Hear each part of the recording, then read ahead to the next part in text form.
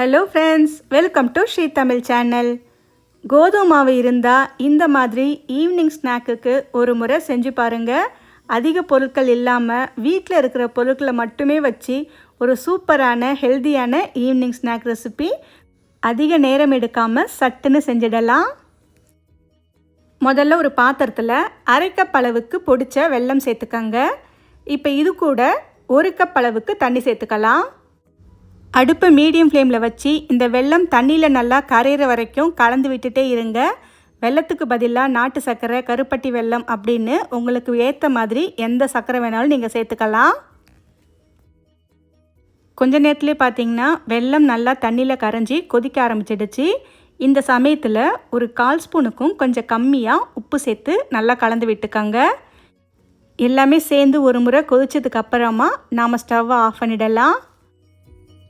அடுத்து ஒரு பாத்திரத்தில் ஒரு கப் அளவுக்கு கோதுமை மாவு எடுத்துக்கோங்க. இப்போ இந்த மாவு கூடவே 2 டேபிள் ஸ்பூன் அளவுக்கு அரிசி மாவு சேர்த்துக்கோங்க. அரிசி மாவு சேர்க்காமலும் செய்யலாம். அரிசி மாவு சேர்த்திங்கன்னா மேல் பக்கம் கொஞ்சம் கிறிஸ்பியாக வரும், அதுக்காகத்தான்.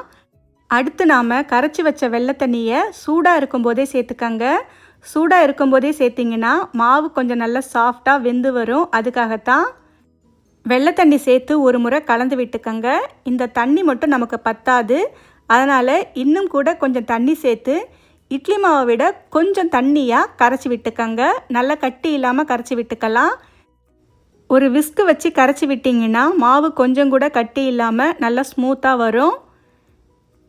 இப்போ பார்த்திங்கன்னா நல்லாவே கரைச்சி விட்டாச்சு. அடுத்து ஒரு அரை கப் அளவுக்கு துருவிய தேங்காய் சேர்த்துக்கோங்க. கோதுமை மாவும் தேங்காயும் சேர்த்து அப்பம் செய்யும்போது டேஸ்ட்டு ரொம்பவே நல்லாயிருக்கும். தேங்காய் அதிகம் வேணான்னு நினச்சிங்கன்னா ஒரு டேபிள் ஸ்பூன் பொடியாய் நறுக்கிய தேங்காயை கொஞ்சமாக நெய்யில் வறுத்து கூட நீங்கள் சேர்த்துக்கலாம். ஆனால் தேங்காய் இந்தளவுக்கு சேர்க்கும்போது உங்களுக்கு அப்பத்தோட டேஸ்ட்டு ரொம்பவே நல்லாயிருக்கும். அடுத்து ஒரு 1/4 ஸ்பூன் அளவுக்கு பொடிச்ச ஏலக்காய் தூள் சேர்த்துக்கோங்க. ஒரு அரை ஸ்பூன் அளவுக்கு நெய் சேர்த்துக்கலாம். இப்போ இது எல்லாத்தையும் சேர்த்து ஒரு முறை நல்லா கலந்து விட்டுக்கோங்க. எல்லாத்தையும் சேர்த்து ஒரு முறை கலந்து விட்டதுக்கப்புறமா ஒரு 10 நிமிஷம் அப்படியே வச்சிடுங்க. கடைசியாக ஒரு பிஞ்ச் அளவுக்கு ஆப்போ சோடா சேர்த்து நல்லா கலந்து விட்டுக்கோங்க. ஆப்போ சோடா சேர்க்கறது வீடியோவில் மிஸ் ஆகிருக்கு. ஒரு துளி அளவுக்கு ஆப்போ சோடா சேர்த்தா போதும். அடுத்து ஒரு குழிப்பணியார சட்டியில் எண்ணெய் சேர்த்து சூடு பண்ணிக்கோங்க. ஓரளவுக்கு சூடானதும் மேல் பக்கம் கொஞ்சமாக வெள்ளை எள்ளு சேர்த்துக்கோங்க. வெள்ளை எள்ளு இந்த சமயத்தில் சேர்த்திங்கன்னா உங்களுக்கு பணியாரமும் பார்க்கவும் நல்லாயிருக்கும். எண்ணெயில் லேசாக இந்த எள்ளு பொரிஞ்சு டேஸ்ட்டும் நல்லாயிருக்கும். தேவைப்பட்டால் சேர்த்துக்கோங்க, இல்லைன்னா ஸ்கிப் பண்ணிக்கலாம். அடுத்து இதில் நாம் கரைச்சி வச்ச மாவை சேர்த்துக்கலாம். மாவு பார்த்திங்கன்னா குழியோட அளவுக்கு ஏற்ற மாதிரி பார்த்து சேர்த்துக்கோங்க. சேர்த்ததுக்கப்புறம் அடுப்பை மீடியம் லோ ஃப்ளேமில் வச்சு வேக விடுங்க. மேல் பக்கம் இந்த மாதிரி லேசாக எழுந்து வரும்போது திருப்பி விட்டுடலாம்.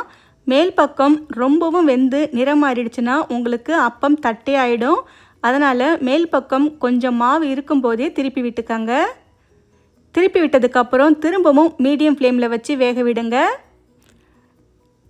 2 பக்கமும் மாற்றி மாற்றி திருப்பி விட்டு 2 பக்கமும் நல்லா இந்தளவுக்கு செவந்து வந்ததுக்கப்புறமா ஒவ்வொன்றா வெளியே எடுத்துடலாம். அவ்வளவுதான். இதே மாதிரி எல்லா மாவையும் சேர்த்து பொரிச்சு எடுத்துக்கோங்க.